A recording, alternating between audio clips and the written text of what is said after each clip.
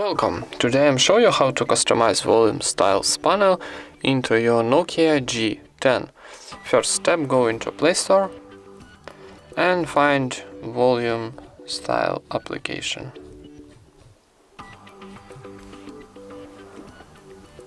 This one. Need to install, wait a second for installing, and then click open. And now you choose your volume styles, so maybe like Android 12.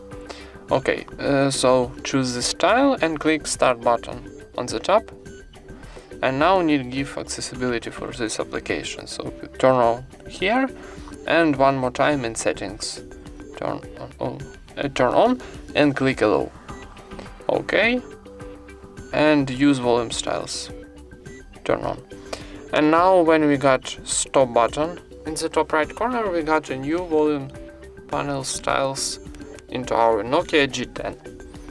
Thank you for watching, leave thumbs ups and subscribe to our channel.